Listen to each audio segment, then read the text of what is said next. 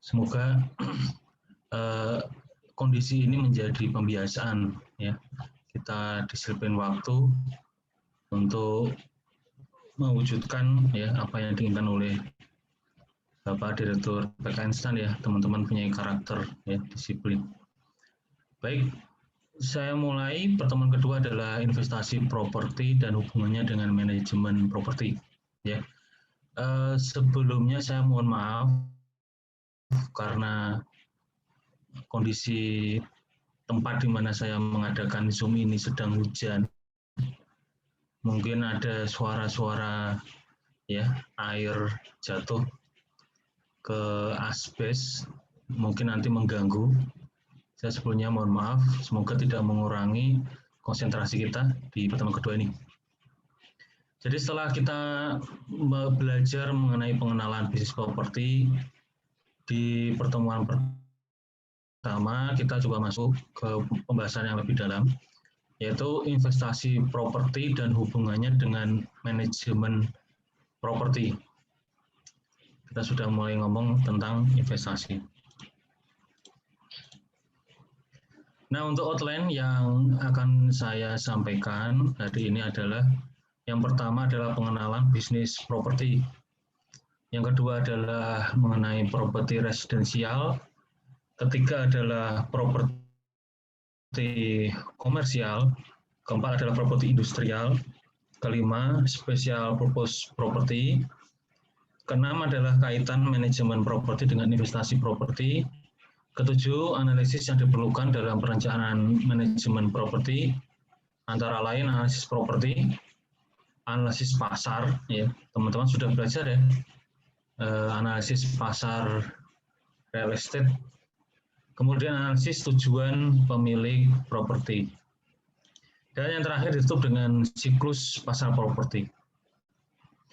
Nah, nanti di siklus pasar properti ini kita akan belajar ya kaitannya dengan di dalam pasar properti itu ada siklus yang pastinya akan terus berulang ya. Nah, di sini kita dengan mempelajari siklus pasar properti kita bisa tahu kondisi di mana suatu properti itu dipasarkan atau ditawarkan dengan harga yang murah. Nah, ini salah satu keuntungan teman-teman ya, belajar di D3 spesialisasi penilai PBB. Jadi, kalau kita tahu kapan suatu properti itu dijual murah atau dengan harga yang rendah, ya tentunya kalau kita akuisisi, ya, kemudian kita tunggu waktu, ya istilahnya kalau kita beli tanah kosong pun itu kita tunggu waktu 3-5 tahun kita jual, nah, nanti kita akan mendapatkan capital gain, ya capital gain yang cukup besar, ya makanya saya di awal pertemuan pertama ya mungkin nanti teman-teman bisa lebih cepat kaya daripada teman-teman spes yang lain. Karena apa?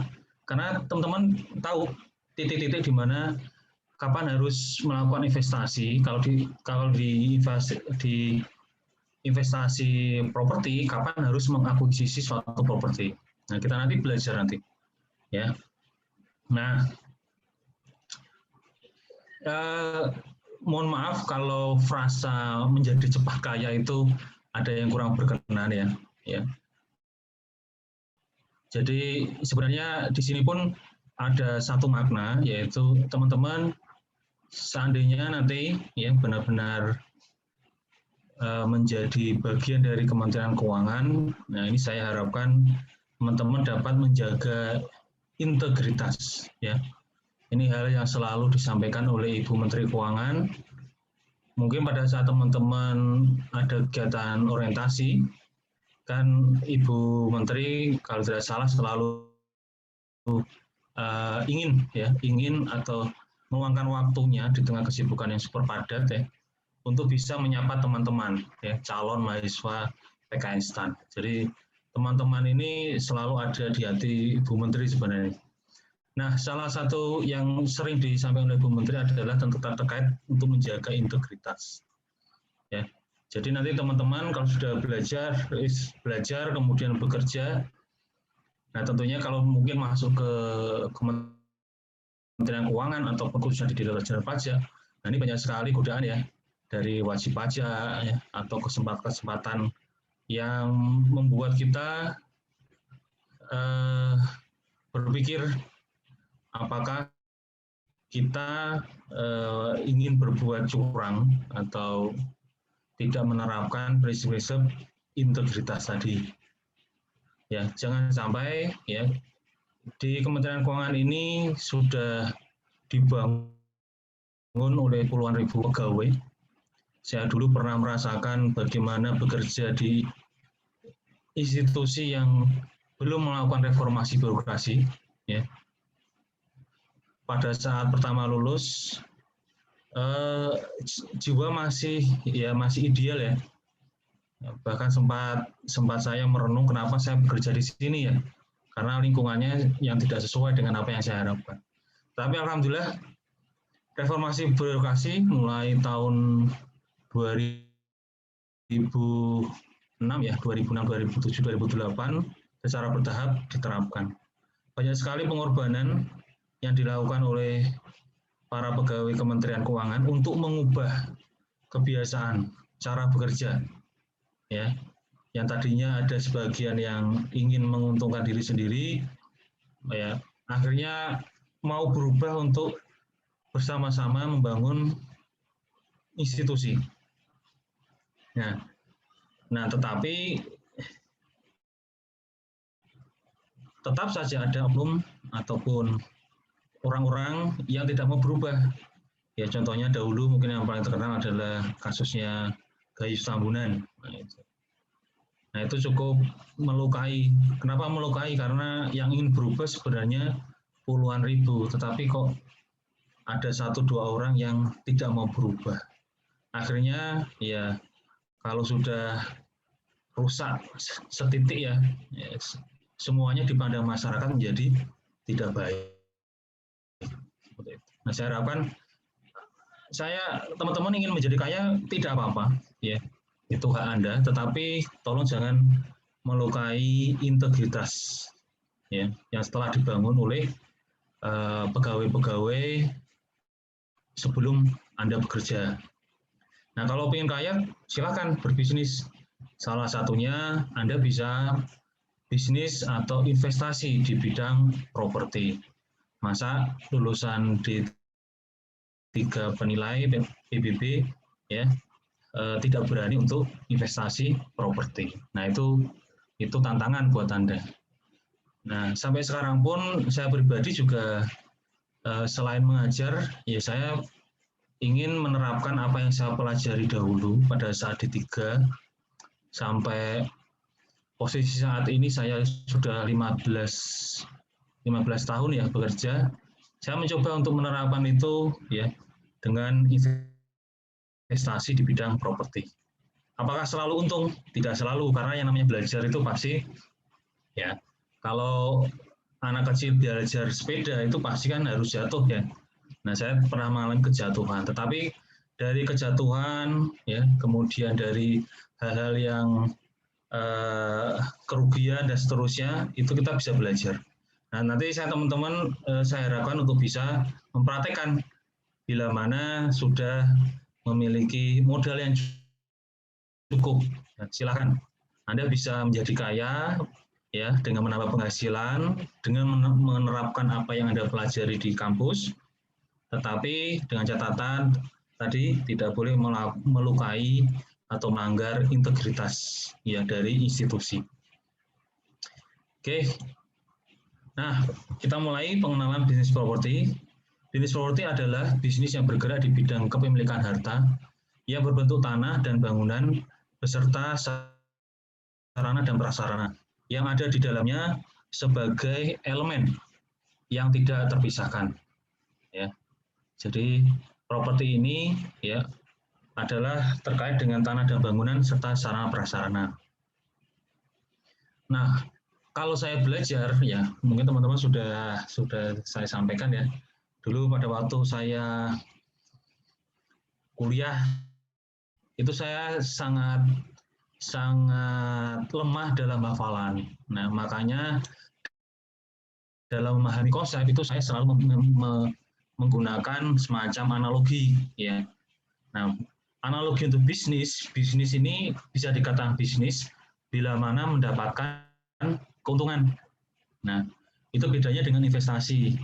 Kalau investasi kemarin adalah menaruh uang, ya, menaruh uang atau harta, ya, dalam bentuk lain selain uang, ya, kemudian apabila diperlukan maka bentuk investasi itu kita bisa uangkan. Nah, di dalam investasi tentunya ada yang layak maupun yang tidak layak. Kalau yang layak itu minimal adalah impas. Nah, kemarin saya jelaskan seperti koin mata uang, ya.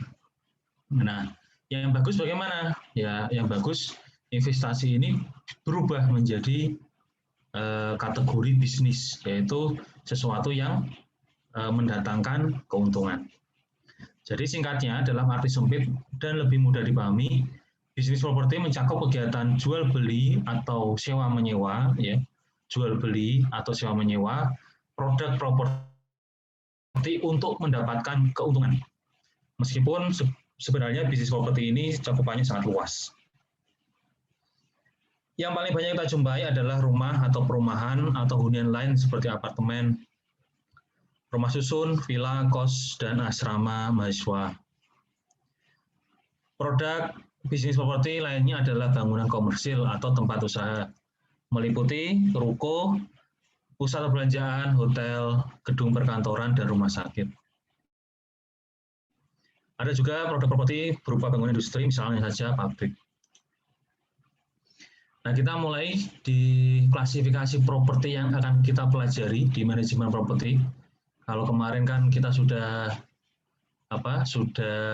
membagi yang menjadi 4. Nah, ini kita mulai perdalam. Yang pertama adalah properti residensial. Ya. Properti residensial adalah perumahan penduduk baik milik pribadi maupun milik pemerintah dan institusi yang tujuannya memenuhi kebutuhan dasar untuk perlindungan bagi manusia. Ya. Kalau kita lihat kembali kebutuhan dasar manusia atau primer kan ada 3, ya, sandang, pangan, sandang, papan. Nah, ini terkait dengan kebutuhan primer papan. Nah, ini merupakan sumber permintaan terbanyak dari jasa manajer properti profesional. Nah, perlu saya sampaikan bahwa buku referensi yang digunakan untuk manajer properti, untuk mata kuliah manajemen properti ini diambil dari buku luar negeri, ya. Ya, sebagian besar, dan sumbernya itu dari Amerika Serikat.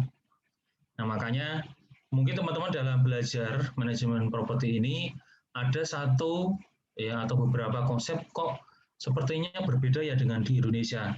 Nah, kalau saya sudah menginformasikan seperti ini, nah, Anda diharapkan dapat memahami, oh, bisa jadi yang diajarkan oleh dosen ini karena merefer ke buku luar negeri, maka memang di sana lazimnya seperti itu. Nah, jadi di Amerika sana, properti residensial ini merupakan sumber permintaan terbanyak, demand atas jasa manajemen properti profesional. Kemudian properti komersial yang kedua, yaitu terdiri dari bangunan perkantoran dan bangunan retail. Ya. Seperti apartemen, bangunan perkantoran dapat berupa works up. Apa itu sih works up? Jadi kalau teman-teman mungkin ingat, ya, kalau yang suka nonton film Marvel, kalau di film Spider-Man itu kan Peter Parker dia menyewa apartemen, ya, teman-teman, ya, menyewa apartemen, tapi apartemennya itu tidak ada lift. Nah, apartemennya ini untuk naik ke tingkat bangunan selanjutnya itu menggunakan tangga.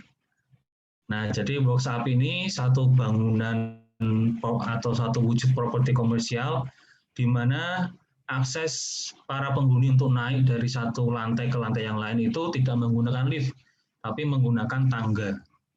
Nah, biasanya blok sap ini berada di kota-kota tua atau di pinggiran kota yang perkembangan ekonominya itu pesat.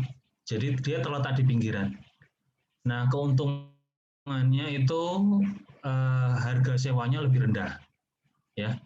Harga sewanya lebih rendah karena dia terletak di pinggir atau di kota-kota yang lebih sepi ya atau tidak ramai. Tapi kekurangannya kalau mendapatkan space di lantai paling atas, ya berarti untuk aksesnya sangat berat karena harus turun dan naik beberapa lantai dengan berjalan kaki lewat tangga. Kemudian ada yang disebut sebagai business park. Nah, business park ini sebenarnya mirip seperti WhatsApp, tapi dia sekarang sudah ada akses lift ya. Nah, business park ini terdiri dari gedung perkantoran, tetapi tingginya itu tidak lebih dari 4-5 lantai. Ya. Nah, di business park ini yang dikembangkan adalah sisi horizontal. Ya. Jadi business park ini membutuhkan lahan tanah yang luas biasanya. Nah, nanti antara satu gedung dan gedung lain nanti dihubungkan, ya, dihubungkan dan lingkungannya dibentuk seasri mungkin, ya, seperti taman, ya, seperti park. Nah, ini ada contohnya kalau teman-teman pernah jalan-jalan di Bintaro sektor 7, itu di seberang jalannya Hotel Santika ya, Bintaro ya. Nah, di sana itu ada satu bisnis park, jadi lahan yang luas, ya, gedungnya itu berapa gedung saja, tingginya tidak sampai lebih dari 4-5 lantai, ya, tapi yang diberikan adalah kenyamanan ya, lingkungan yang asri. Atau high risk kompleks. Kalau high risk kompleks ini pengembangannya vertikal, hanya itu mungkin sekitar 1.000 sampai 2.000 meter persegi, tetapi gedung perkantoran itu dibuat sebanyak mungkin lantai ke atas secara vertikal. Jadi itu bedanya business park dan high risk kompleks. Kemudian beberapa korporasi besar memenuhi gedung perkantoran mereka untuk tujuan bisnis. Properti institusi ini mungkin tidak diatur oleh pemilik korporasi, ya, karena manajer yang mengatur. Kebanyakan ruang kantor disewakan kepada satu atau lebih pelaku bisnis. Hampir semua bangunan perkantoran dengan berbagai penyewa diatur secara profesional. Nah, ini teman-teman bisa melihat ya. Ini sekaligus kita belajar terkait dengan manajemen properti dan pemilihan bangunan. Jadi kalau teman-teman mencermati ya gedung-gedung perkantoran, kalau pernah lewat ya di sekitar Jakarta Pusat, Jakarta Selatan ya, di Jalan Jenderal Sudirman ya, Tamrin, mungkin teman-teman yang rumahnya Jawa kalau pulang naik bis atau naik kereta api ya, kalau mau perjalanan ke stasiun Senen atau stasiun Gambir pasti kan melihat banyak gedung-gedung. Nah, untuk penyewa yang memberikan jasa layanan publik ya, itu pengaturannya biasanya ditaruh di lantai paling bawah. Ya. Kenapa dia taruh di lantai paling bawah? Karena layanan publik pastinya akan banyak sekali masyarakat atau publik yang datang. Nah, jika dia menyewa di lantai yang lebih tinggi, mungkin lantai 10, nah tentunya ini mendorong ya praktek yang tidak efisien. Kenapa tidak efisien? Karena semakin banyak lift digunakan untuk hilir mudik dengan kapasitas yang selalu penuh, tentunya akan membutuhkan servis ya atau pemeliharaan secara berkala dalam jangka waktu yang pendek.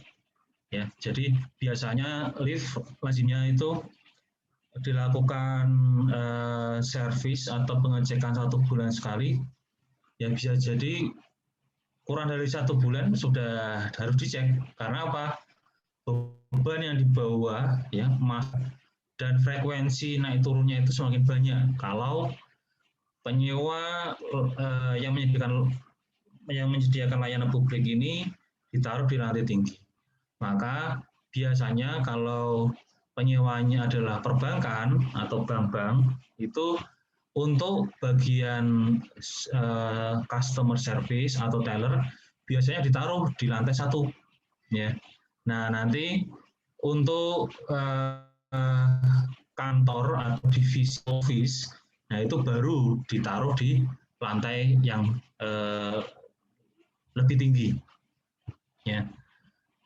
Itu contoh praktek manajemen properti di perkantoran, karena dengan pengaturan penyewa terkait dengan bisnis yang dilakukan, itu juga nanti arahnya kan terhadap praktek atau tujuan dari manajemen, yaitu apa? Efektif dan efisien. Ya. Kemudian properti retail meliputi toko, restoran, pusat komunitas, pusat perbelanjaan besar, ya.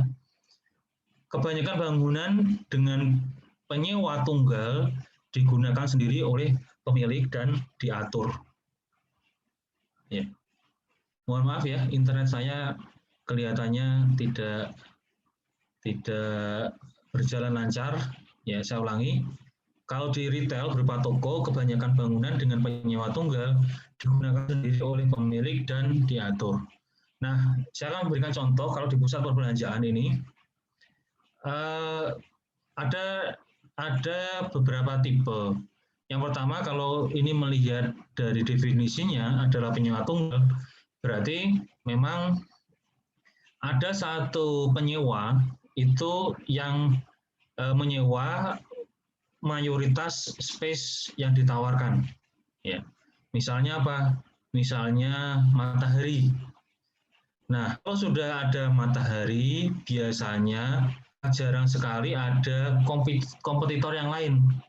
Karena matahari ini, kalau sudah menyewa, dia akan berusaha untuk membuat perjanjian, di mana kalau saya sudah menyewa mayoritas space yang ditawarkan, maka saya punya hak juga dong, ya. Saya tidak ingin kompetitor saya adalah satu bangunan dengan pusat perbelanjaan yang sama, ya. Nah, kalau tipikal yang kedua itu biasanya posisinya tidak ada penyewa tunggal yang berpengaruh. Ya. Contohnya, ya, saya berikan contoh di Anda atau teman-teman sekalian, kita membayangkan ya, kita bayangkan kita masuk ke Mall Bintaro Plaza. Saya kira teman-teman sudah ya, Anasan kalau nggak tahu Bintaro Plaza ya sudah benar-benar kebangetan ya, karena yang bisa didatangi kan biasanya Bintaro Plaza, ya. Bahkan dulu waktu zaman saya kuliah itu ya saya sendiri yang sebagai Anasan juga malu. Malunya kenapa? Karena teman-teman saya itu datang ke Bintaro itu masih pakai sarung ya. Jadi habis pulang dari masjid ya, habis sholat maghrib, sholat isya, itu langsung bablas ke Bintaro Plaza. Nah itu ya, itu jangan sampai dicontoh itu ya. Ya kita harus bisa memposisikan diri kita ya. Kalau kita bepergian kemana, maka pakaian yang kita gunakan bagaimana. Kalau kita kuliah, maka pakaian yang kita pakai apa. Kalau kita ke tempat ibadah, pakaian yang kita pakai seperti apa. Ya. Dan posisi pada saat itu setelah masa orientasi. Jadi benar-benar terlihat teman-teman yang pakai sarung, terus kepalanya gundul ya, masih belum ada rambutnya. Nah ini anak-anak baru perlu dibimbing ya. Jangan semena-mena karena datang dari datang dari kota lain ya, kemudian ya kan namanya juga membawa nama kampus ya.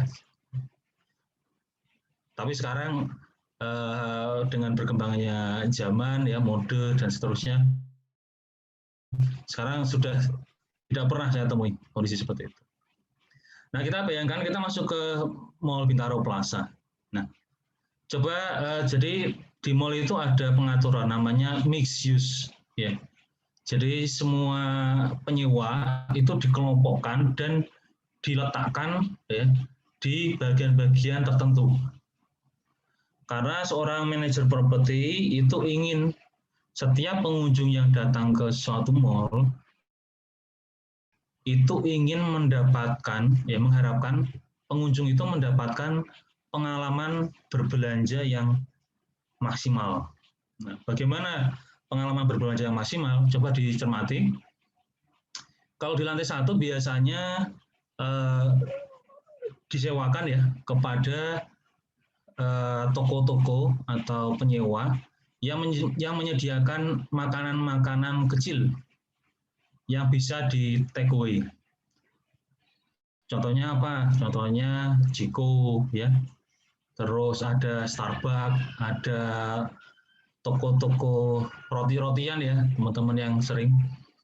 Nah, tujuannya apa? Jadi di lantai 1 itu diminta ya, walaupun ini tidak disampaikan oleh si manajer, tapi manajer ingin menggiring. Ini ditujukan agar pengunjung yang datang itu sudah mulai berbelanja atau menyiapkan bekal, dalam tanda kutip bekal ya, bekal yang bisa di take away. Maksudnya apa? Bisa dimakan suatu waktu. Oke. Nah, setelah lantai 1 mereka beli Starbucks, beli roti, ya, dan seterusnya, kemudian naik ke lantai 2. Ke lantai 2 atau lantai 3 ya, tapi lantai ini bukan lantai paling atas ya. Ini di atas lantai 1 atau sebelum lantai paling atas. Nah, biasanya di situ itu ditaruh ya penyewa-penyewa yang menjual barang-barang kebutuhan. Ya. Misalnya seperti aksesoris, kemudian toko olahraga, kemudian fashion ya. Kemudian mungkin ada toko mainan, ya terus ada lagi handphone dan seterusnya. Karena apa? Harapannya setelah dari lantai 1 pengunjung itu kan sudah punya bekal yang cukup ya teman-teman. Nah itu akan eksplor, datengin satu-satu sambil makan, sambil minum. Kan kalau berbelanja sebetulnya lebih nyamannya kan seperti itu ya teman-teman ya. Ya, datang ke satu counter atau toko ya, entah pegang-pegang apa, ngecek, oh modelnya bagus ya, ya tetapi pada saat kita lihat labelnya, harganya, kemudian didatangi sama penjaganya, ya minimal kan cukup bilang aja ya, mau udah lihat harganya dulu, misal seperti itu. Walaupun nggak jadi beli, ya itu nggak salah buat pengunjung karena emang pusat perbelanjaan seperti itu. Jadi sambil memilih barang, kemudian masih membawa perbekalan dari lantai 1, eksplor ke lantai 2, lantai 3. Nah, kemudian setelah semua ditelusuri, ya, walaupun sudah masuk ke counter ke toko, walaupun pas ditanyain juga nggak beli-beli juga, nah, sampailah ke lantai paling tinggi, lantai 4 katakanlah ya, lantai 4. Lantai 4, wah ini sudah sampai lantai 4, perbekalan lantai 1 sudah habis, ya makanya di lantai paling atas itu biasanya dikasih pusat atau titik-titik hiburan yang besar ya. Maksudnya dalam konteks yang besar. Contohnya apa? Contohnya bioskop ya. Kemudian ada pusat mainan ya. Kalau mainan anak-anak. Kemudian ada pujasera makanan. Ya. Nah, jadi titik klimaksnya di pusat perbelanjaan itu di lantai 4, ya, di lantai 4. Nah, setelah memilih lantai 4, baik itu mau nonton bioskop, mau karaoke, mau mainan di time zone, mau makan besar di Pujasera. Nah, pengunjung senang karena apa? Sudah bisa eksplorasi ke semua titik di lantai-lantai sebelumnya. Lantai 4 sudah makan kenyang, barulah mereka pulang. Nah, ini coba Anda bayangkan ketika mixed use ini dibalik. Kalau bioskop ditaruh di lantai 1, Pujasera ditaruh di lantai 1. Nah, apa yang terjadi di lantai 2, 3, dan 4? Tidak ada yang mau naik. Karena apa? Begitu masuk ke lantai 1, posisi sudah kenyang, ya sudah males mau naik. Ya ngapain naik? Udah kenyang kok, pulang aja. Nah, makanya di properti retail ini ada istilah mixed use, ya, penataan ruangan bagi penyewa dengan layanan atau usaha bisnis tertentu. Ya, sehingga kalau setelah pengaturan mixed use-nya bagus, si pengunjung ini pasti akan puas. Kalau puas, harapannya ya manajer properti mengharapkan pengunjung ini akan ya menyampaikan kepada temannya, keluarganya, wah ini loh mall baru bagus, enak, ya. Padahal bagus dan enak itu ada peran manajer properti di sana yang mengatur space-space yang disewakan untuk jenis bisnis atau usaha yang ditawarkan oleh penyewa masing-masing. Nah, itu contohnya. Nah, kemudian properti industrial. Properti industrial ini meliputi pabrik manufaktur berat atau ringan, gudang untuk penyimpanan dan pendistribusian produk. Kebanyakan properti industrial membutuhkan penanganan minimal dari pihak luar karena adanya integrasi hubungan dari. Nah, ini ya. Jadi seorang manajer yang menghandle properti industrial ini harus mempertimbangkan karena industri itu kan perjalanan proses ya, dari bahan baku ya, bahan setengah jadi sampai bahan jadi. Tentunya ada mekanisme supply bahan yang masuk dan harus ada distribusi atas barang yang sudah jadi.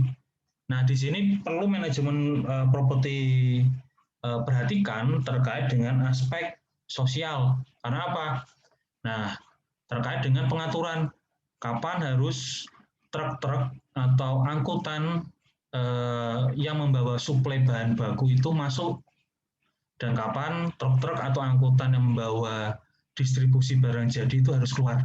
Nah, tentunya ini harus bekerja sama dengan pihak luar, dengan kepolisian, dengan keamanan setempat. Karena apa?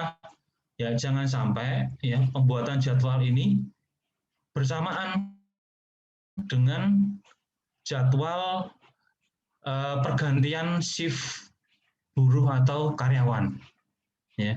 Karena apa? Ya potensinya besar, ya. Kalau ini bersamaan dengan keluarnya jam shift pergantian shift buruh, ya Anda bisa bayangkan kalau di pabrik itu pas waktu jam berapa ya? Jam 6, jam 7 sampai atau jam 4 sore itu macetnya luar biasa, ya. Nah, ini ditambahi dengan truk-truk yang bawa bahan baku maupun bahan jadi keluar. Nah, khawatirnya ya ada kecelakaan atau ada hal-hal yang membahayakan lainnya. Ini harus diperhatikan oleh manajer properti untuk penjadwalan. Kemudian seringkali tanggung jawab untuk menangani properti industrial ini dibagi secara bersama antara pemilik dan penyewa di bawah perjanjian sewa. Ya. Kemudian pengembangan industrial yang memiliki kantor disebut sebagai kawasan industrial atau bisnis. Ya. Jadi biasanya properti industrial ini terletak di kawasan industri. Nah, kalau di kawasan industri itu lazimnya kantor pusat dengan pabrik itu menjadi satu kesatuan atau tidak jaraknya tidak jauh, ya, tidak jauh. Nah, mungkin yang di kantor ini biasanya ada semacam mezanin ya. Kalau teman-teman pernah belajar teknologi bangunan itu ada istilahnya mezanin.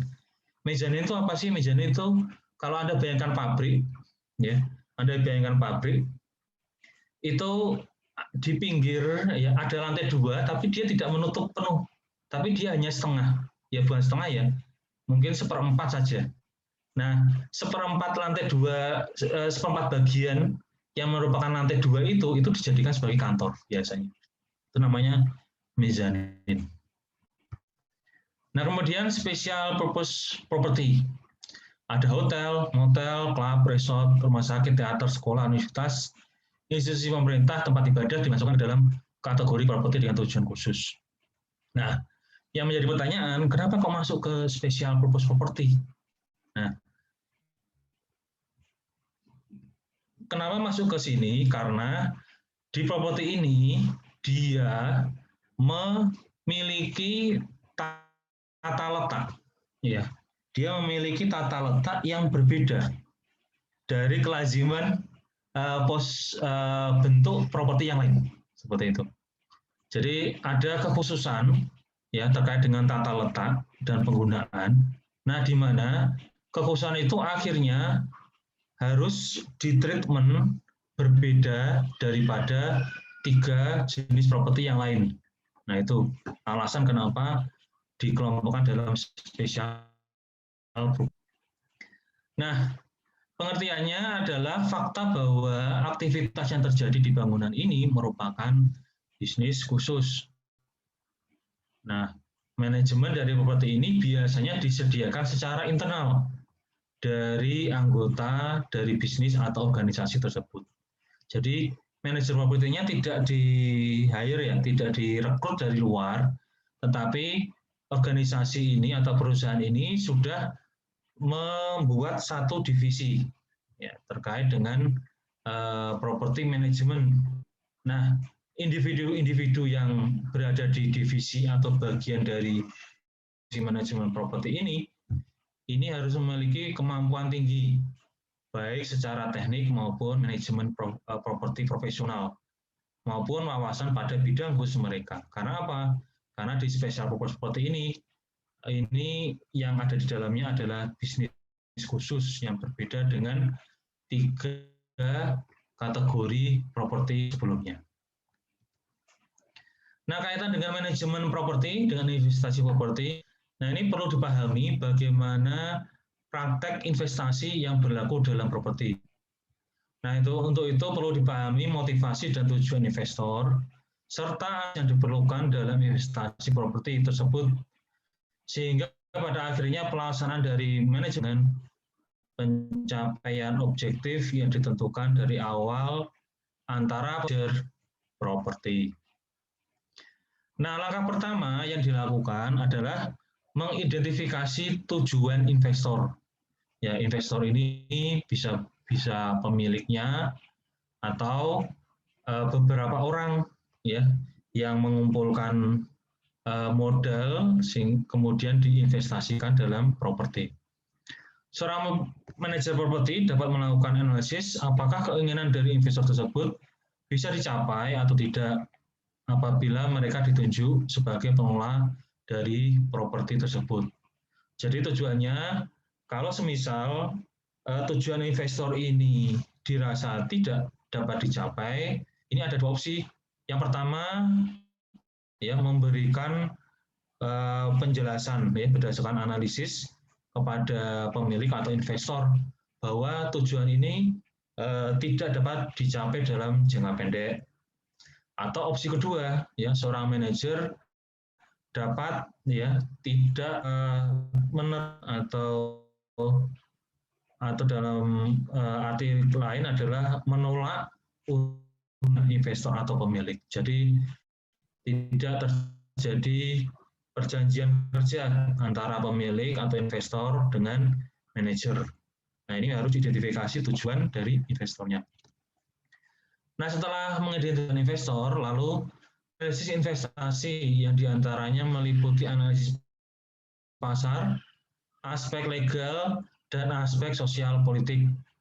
Kalau di analisis pasar diperoleh atau dipergunakan sebagai dasar atau asumsi untuk memperkirakan tingkat sewa kosongan, dan perkiraan nilai properti di masa yang akan datang. Nanti saya jelaskan di belakang. Untuk aspek legal, nah ini harus seorang manajer, ya. Adakah kemungkinan perubahan zoning atas wilayah di mana properti itu berada?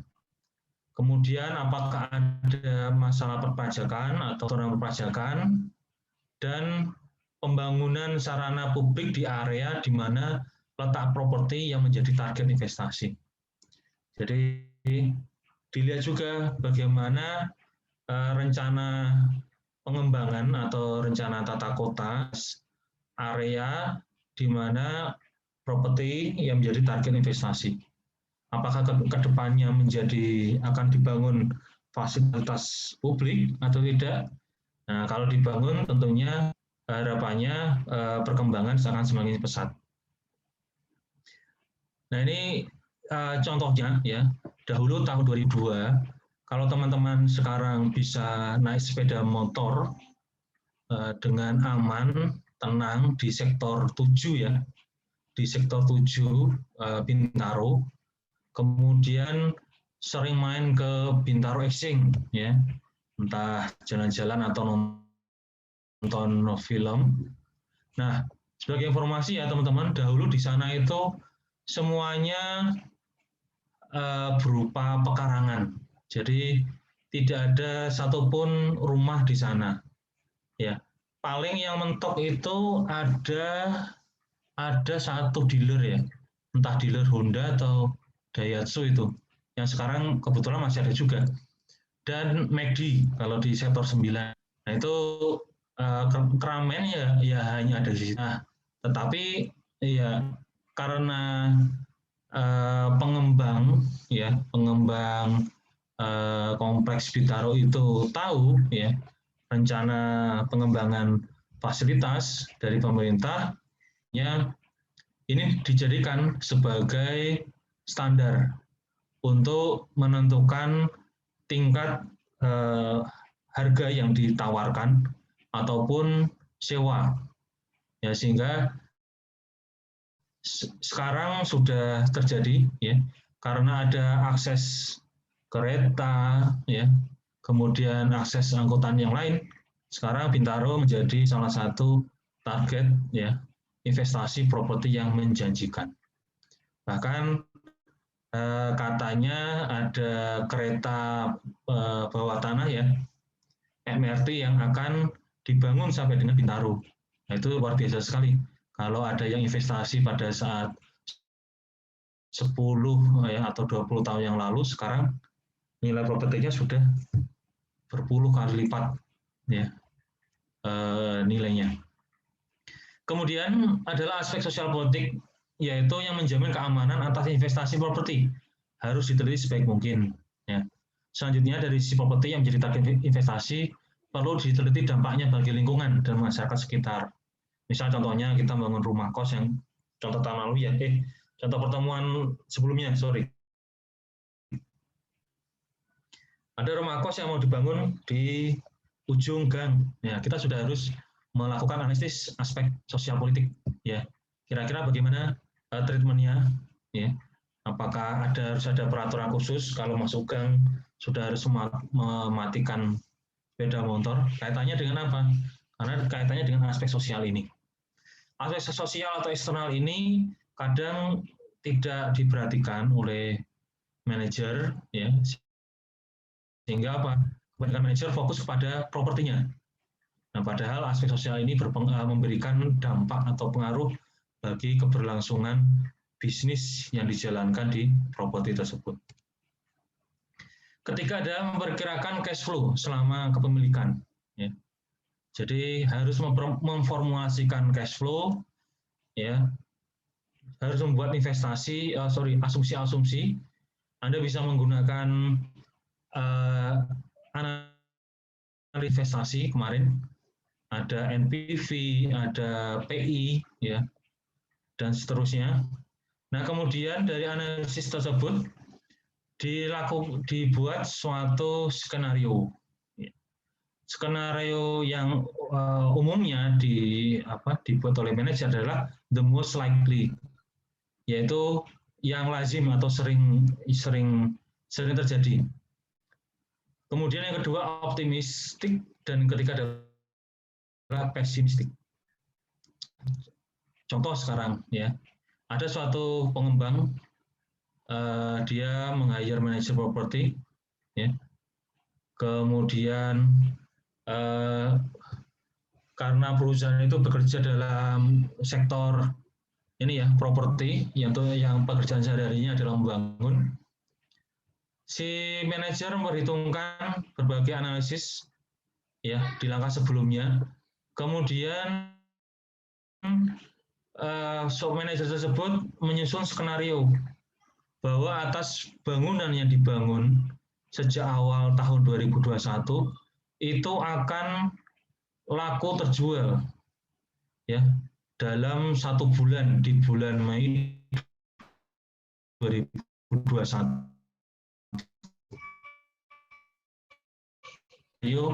Optimistik. Kenapa ini skenario optimistik? Karena apa? Ya, yang namanya pasar yang berada atau mempengaruhi bernya atau mempengaruhi perkembangan yang berada di pasar properti tersebut. Nah, ya, paket kebijakan pemerintah tahun 2020 dengan adanya kebijakan ya diskon perpajakan dan seterusnya, ternyata itu masih dirasa berat oleh para pelaku pasar. Apalagi di tahun kedua setelah dinyatakan masa pandemi.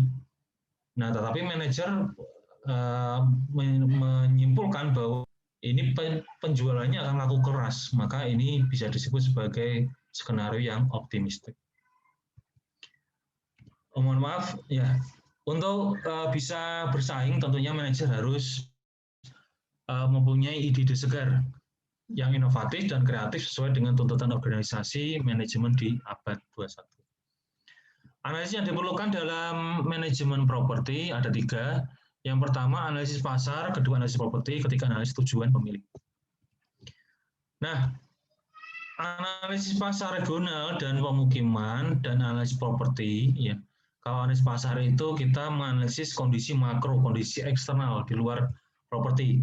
Kalau analisis properti kita analisis ya atas kondisi internal atau propertinya itu sendiri. Nah, ini digunakan ya untuk membuat yang namanya perencanaan manajemen.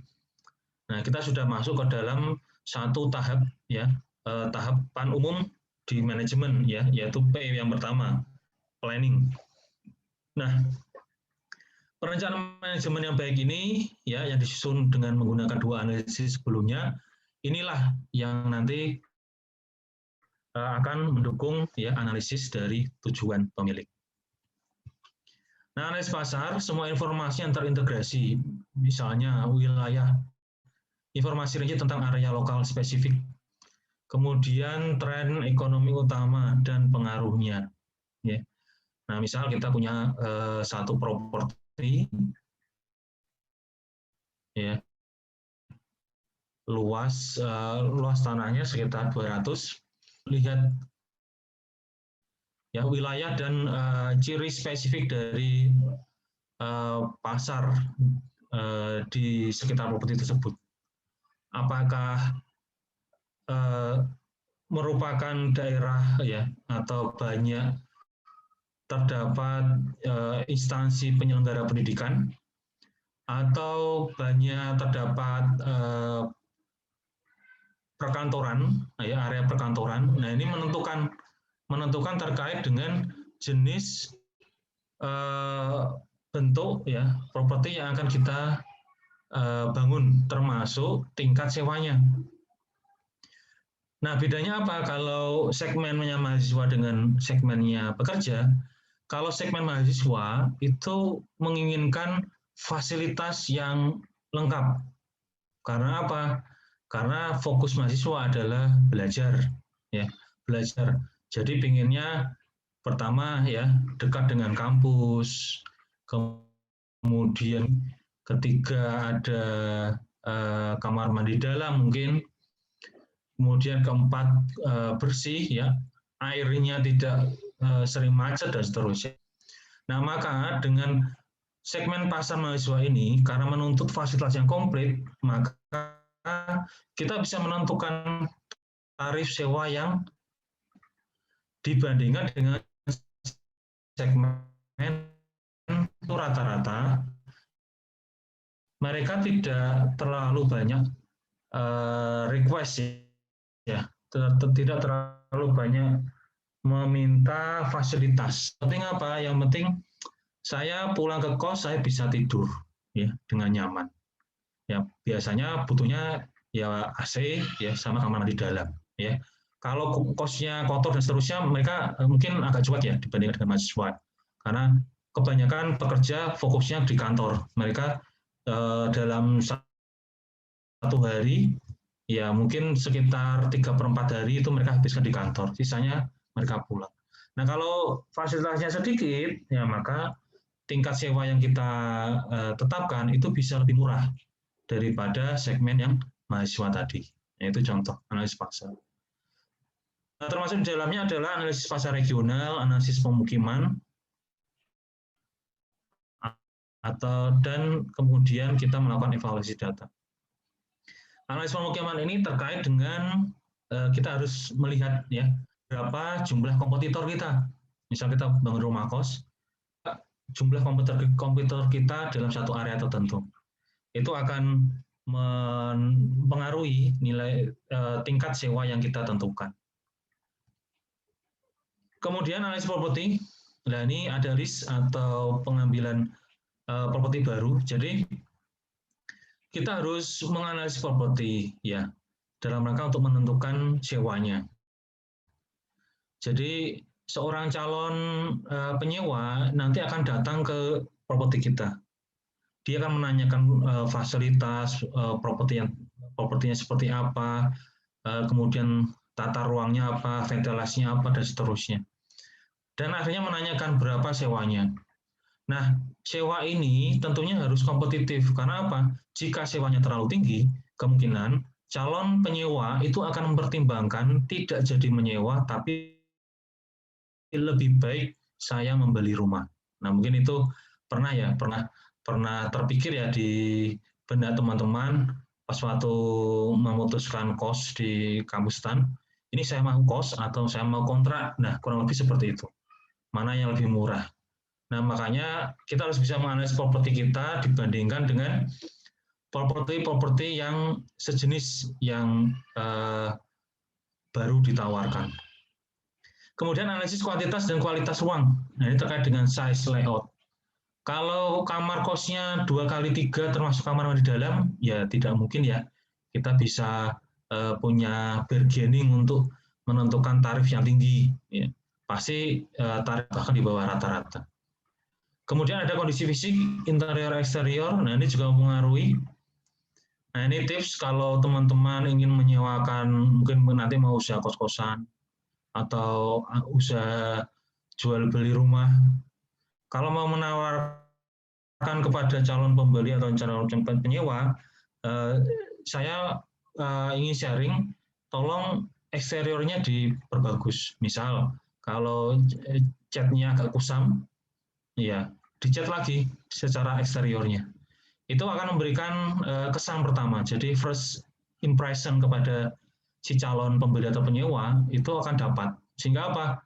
Sehingga si calon penyewa atau pembeli ini akan segera ingin melakukan negosiasi. Ya, pengen ngedil katakanlah seperti itu. Segera ngedil. Nah, itu tips. Kemudian analisis perbandingan. Nah, ini kita bandingkan dengan properti kita, bandingkan dengan properti yang lain yang menawarkan jasa yang sama, ya dibandingkan apa yang unggul di properti kita. Kalau ada keunggulan di properti kita, itu menjadi bargaining untuk penentuan tingkat sewa yang lebih tinggi. Kemudian analisis biaya terkait staff, ya supply, ya mungkin usaha rumah kos-kosan 20 kamar, nah minimal ya harus ada yang jaga. Nah, staff ini kan terkait dengan biaya. biaya gaji untuk para stafnya. Nah, ini harus kita perhitungkan, ya. Kemudian setelah itu dibentuk menjadi perencanaan manajemen yang mendukung analisis tujuan pemilik. Ya, analisis tujuan pemilik itu apa saja? Yang pertama, tujuan perusahaan dan institusi. Ini bagi yang memiliki propertinya adalah perusahaan. Tujuannya apa? Mereka ingin profit. Kemudian tujuan pemerintah. Ya, apa itu? Ya, kemarin terkait dengan restrukturisasi aset. Ingin nilai asetnya lebih tinggi, maka harus dibangun sesuai dengan highest and basis-nya. Nah, kemudian tujuan individual. Nah, ini macam-macam individualnya. Individualnya bisa minta dalam rangka untuk mencari keuntungan, kemudian dalam rangka untuk mendayagunakan properti yang tidak digunakan, misalnya seperti itu. Tapi mainly yang utama adalah selalu orientasi profit atau keuntungan. Dan keuntungan dari pajak. Nah, menjadi pertanyaan, kenapa pajak ini memberikan keuntungan? Nah, jadi posisi kalau kita menghitung pajak, ya tentunya kan basisnya adalah omset ya kalau kita ngomong pajak penghasilan ya. Nah, tetapi semakin besar tujuan pemilik untuk memperbesar bisnisnya, tentunya akan semakin banyak cost atau biaya yang muncul. Nah, biaya-biaya yang muncul ini nantinya itu bisa mengurangi omset. Ya, kalau sudah biayanya besar, maka pendapatan bersihnya akan turun, sehingga DPP pajaknya juga turun. Nah, itu adalah konsep keuntungan dari pajak. Jadi jangan dimaknai bahwa pajak dengan bayar pajak kita untung, tapi keuntungan ini diambil dari proses bisnis yang dijalankan. Oke, kemudian persiapan perencanaan manajemen ini membuat laporan perencanaan keuangan, ya. Ingat, perencanaan ya, bukan laporan keuangan, tapi laporan perencanaan keuangan. Jadi merencanakan biaya operasional yang akan dikeluarkan. Kemudian memprediksi 5 tahun mendatang, memproyeksi. Teman-teman belajar discounted cash flow kan sudah ini ya, sudah pernah praktek ya, kita memproyeksikan pendapatan di 5 tahun ke depan. Kemudian analisis perbandingan penerimaan pengeluaran. Adakah biaya pengembangan di masa manajer itu mengelola propertinya. Kemudian apakah ada opsi untuk rehan? Ya mungkin yang dulunya hanya rumah kos, kemudian berubah menjadi rumah kos dan rumah makan, misalnya seperti itu. Nah, ini harus dipersiapkan dalam perencanaan manajemen. Nah, kondisi ini itu dilakukan dalam upaya untuk meningkatkan pendapatan. Nah, setelah perencanaan ini dibuat, selanjutnya seorang manajer harus melakukan yang namanya presentasi perencanaan kepada pemilik. Nah, ini menjadi titik penting. Apakah manajer dapat melanjutkan untuk mengelola properti atau mungkin berhenti di titik perencanaan ini. Karena pemilik mungkin menyadari bahwa apa yang direncanakan manajer itu belum sesuai dengan tujuan dari pemilik. Nah, yang terakhir, siklus pasar properti. Nah, pada dasarnya karakteristik siklus memiliki pola standar yang sederhana. Ya. Ingat, siklus ini kalau kita ngomong siklus pasti ada opsi, ada kemungkinan untuk terus berulang. Nah, pertama, siklus dimulai pada keadaan pasokan dan permintaan yang seimbang. Ya, jadi misal kalau di properti yang ditawarkan rumah baru ada 1.000 unit, nah permintaan dari masyarakat juga 1.000 unit, selalu seimbang. Kemudian permintaan naik sejalan dengan perkembangan ekonomi. Ya, dari yang tadi ada properti satu, ya kawasan. Nah kemudian ternyata penduduk di dalamnya, ya ini beraktivitas, ya buka toko, buka layanan, buka usaha dan seterusnya. Perkembangan ekonomi akhirnya meningkat. Nah, muncul keramaian. Kemudian muncul keinginan orang untuk, saya ingin rumah di sana karena dekat dengan pasar, dengan toko, dan seterusnya. Ya, dari masa ke masa, hal ini memberikan peluang bagi tumbuhnya pembangunan. Nah, kemudian yang C, tahap awal ditandai dengan rendahnya tingkat persaingan. Kenaikan harga yang cepat sehingga menghasilkan tingkat pengembalian investasi di atas rata-rata. Nah, ini posisi kurvanya sudah berubah ya. Yang tadinya seimbang, penawaran dan permintaan, sekarang permintaannya naik karena orang ingin punya rumah di dekat kawasan yang berkembang tersebut. Nah, kalau kita bayangkan, ya permintaan naik, pasti apa? Harga pasti naik. Karena apa? Karena penawarannya terbatas. Contohnya apa? Sekarang, ya harga daging naik ya. Ya karena apa? Karena suplai daging yang sedikit, tapi permintaan menjelang bulan Ramadan itu naik pesat sekali. Ya, jadi harganya akan cenderung cepat naik. Nah, kalau cepat naik, orang yang berinvestasi atau pelaku pasar ini akan mendapatkan pengembalian investasi di atas rata-rata. Ya. Nah, kemudian tertarik oleh besarnya permintaan dan tingkat pengembalian yang baiknya, karena iming-imingnya tadi yang di C, pemasok meningkatkan pasokannya dan ditambah lagi dengan munculnya pemasok-pemasok baru atau pelaku pasar baru. Hal ini menyebabkan meningkatnya persaingan dan dengan cepat mengimbangi permintaan iming-iming keuntungan yang cepat tadi. Akhirnya apa? Pemasok yang lama ya berusaha meningkatkan, ya membangun lagi bangunan yang banyak, ya yang membangun unit rumah yang baru yang banyak. Nah, dan ketambahan dengan pelaku pasar yang masuk. Karena apa? Melihat keuntungannya besar sekali nih, ya. Jadi pengembang properti di kawasan ini, ya. Semuanya akhirnya apa? Masuk, akhirnya membangun, memberikan penawaran unit-unit baru, sehingga harapannya mengimbangi permintaan yang tinggi tadi. Oke. Nah, kemudian sebagai akibat dari lamanya pengurusan izin, persetujuan pinjaman bank dan masa pembangunan, banyak pengembang yang terlambat masuk ke pasar sehingga tidak dapat lagi diserap oleh permintaan. Nah, karena banyak pelaku pasar yang masuk, akhirnya apa? Ya banyak institusi yang pemberi izin, entah IMB, kemudian SIUP dan seterusnya, itu lama. Karena apa? Biasanya sedikit, tiba-tiba menjadi banyak. Ya. Kemudian persetujuan pinjaman bank ini posisi bank belum melihat bahwa ini ada kenaikan permintaan. Nah, tetap memberikan syarat-syarat standar. Akhirnya lama menunggu. Nah, karena menunggu, maka banyak sekali pelaku pasar yang ingin masuk, ini terlambat masuk.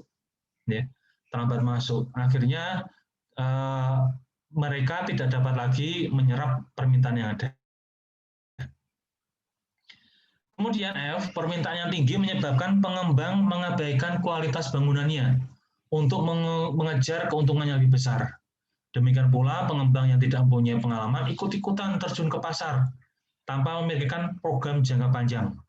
Kondisi demikian mengakibatkan munculnya perang harga, turunnya kualitas pengembangan, serta menekan keuntungan pengembang. Hal ini akan menimbulkan keluhan-keluhan dari para pembeli dan pada akhirnya menghilangkan kepercayaan masyarakat luas.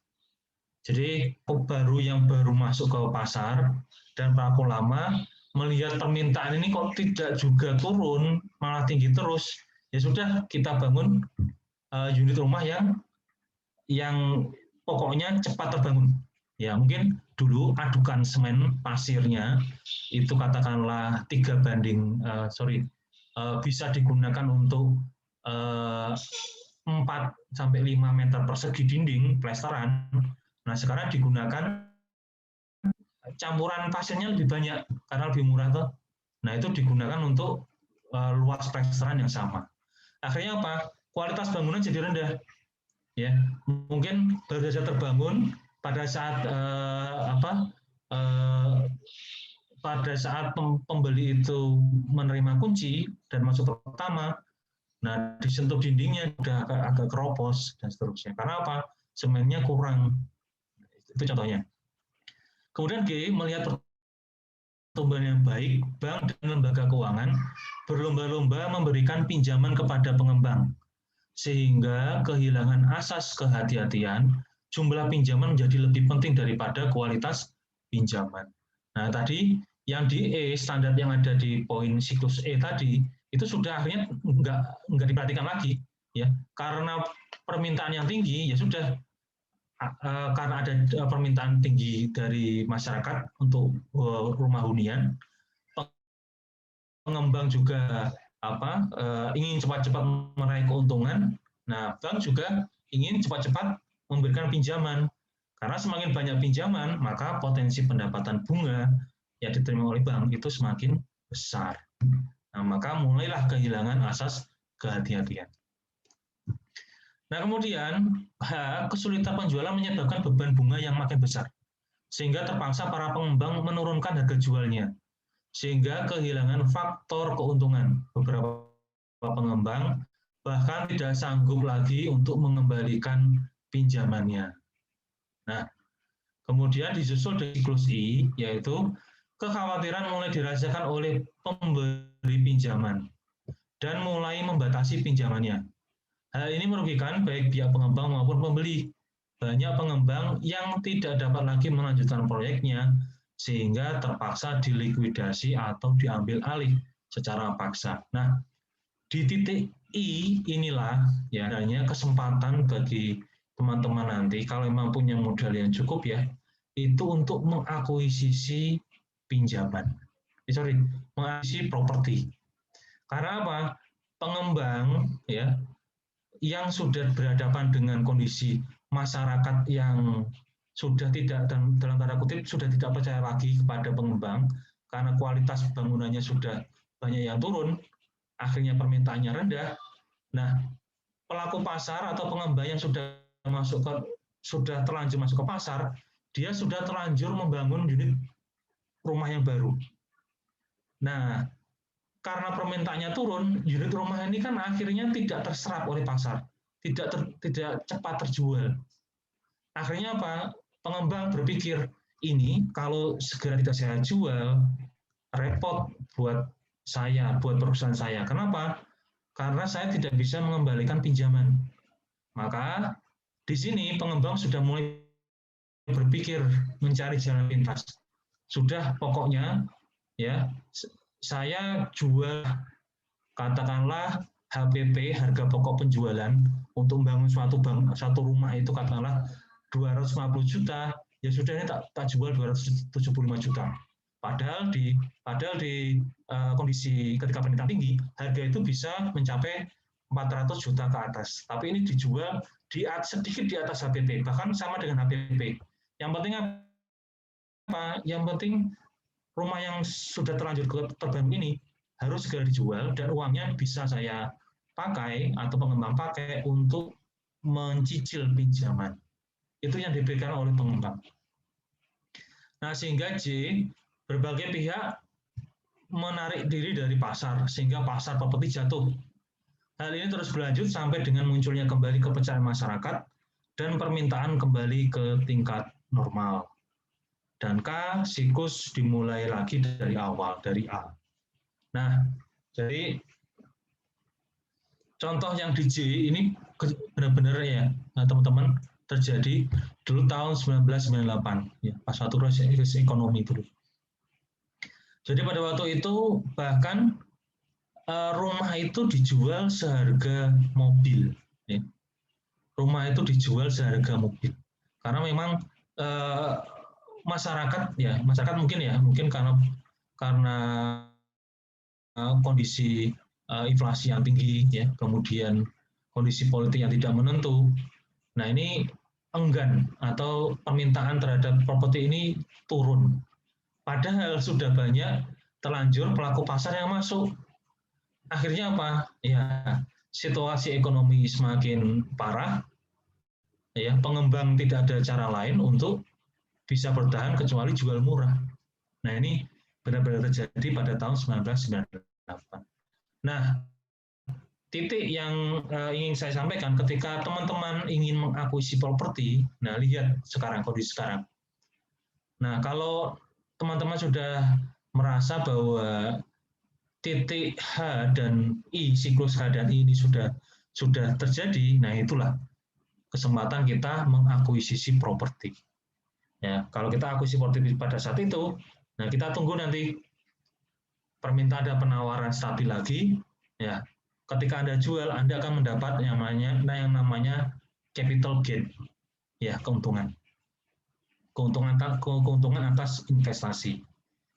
Oke, baik, itu saja yang ingin saya sampaikan. Ya, untuk menutup saya berikan satu quote dari pahlawan proklamator, ya, Bapak Muhammad Hatta. Jadi kurang cerdas dapat diperbaiki dengan belajar, kurang cakap dapat dihilangkan dengan pengalaman, namun tidak jujur itu sulit diperbaiki. Ya, jadi ini kaitannya dengan pembuka saya di depan, ya, terkait dengan integritas. Ya, jadi teman-teman kalau kurang cerdas nggak apa-apa, masih bisa belajar. Kalau kurang cakap atau kurang terampil, ya silakan perbanyak pengalaman. Tapi jangan sekali-sekali untuk melakukan atau mencoba untuk tidak jujur. Karena kalau ini sudah menjadi kebiasaan, sekali diperbaiki. Ya, baik teman-teman. Selanjutnya kita akan masuk ke forum diskusi. Silakan sampai jam 20.30. Nanti teman-teman menyampaikan pertanyaan. Dan saya harapkan teman-teman yang lain dapat memberikan tanggapan, ya, dapat memberikan tanggapan atas pertanyaan yang disampaikan oleh temannya, tanpa menunggu saya harus menanggapi, ya. Karena apa? Saya ingin teman-teman mulai berbagi pemahaman, berbagi, saling bertukar pikiran, ya. Izin saya share screen, ya, maaf. Bentar. Saya stop dulu.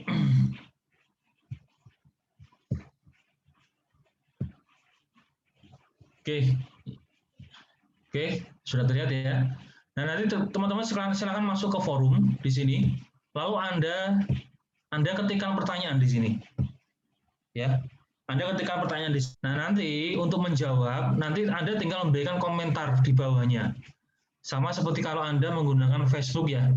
Kalau ada satu komentar, ada satu yang posting, Anda berikan komentar, nanti dia akan bercabang. Nah, contohnya yang kelas 403 yang hari Selasa lalu itu seperti ini.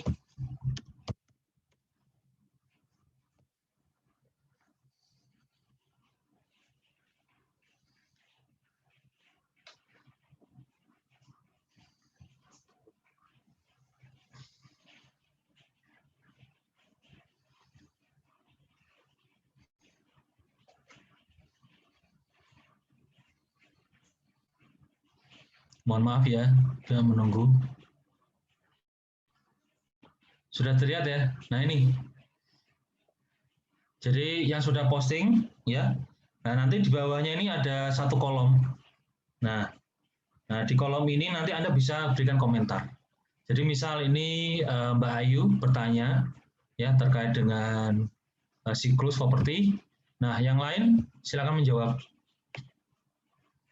Silakan menjawab, ya. Nah, nanti kalau perlu saya tambahkan, nanti akan saya tambahkan penjelasan di bawahnya. Seperti itu. Oke. Saya rasa teman-teman bisa ini, ya, memahami, ya. Kenapa saya membuat kebijakan seperti ini? Karena Zoom ini walaupun kita tatap muka, ya, tatap layar, ya. Kalau bertatap layar ini kadang-kadang situasinya berbeda dengan di tatap muka, ya. Masih ada mahasiswa yang agak malu-malu untuk bertanya, cara lisan, dan seterusnya. Nah, silakan Anda ketik di sini, silakan tanya, silakan saling menanggapi. Nah, harapannya nanti aktivitas Anda akan menambah nilai aktivitas di dalam penghitungan nilai akhir semester. Ya, seperti itu, ya, teman-teman, ya. Silakan nanti dimulai dilakukan setelah ini. Ya, baik. Baik, Pak. Oke, untuk menutup, ya terima kasih. Untuk menutup, ya saya ucapan terima kasih kepada teman-teman. Insya Allah kita bertemu lagi di pertemuan ketiga. Saya mohon maaf atas segala kesalahan, ya, kesalahan dalam pemilihan kata, penyampaian maupun bila mana ada kendala jaringan yang terjadi. Terima kasih. Selamat malam. Assalamualaikum warahmatullahi wabarakatuh. Waalaikumsalam warahmatullahi wabarakatuh. Waalaikumsalam warahmatullahi wabarakatuh. Terima kasih, Pak. Terima kasih, Pak. Terima kasih, Pak.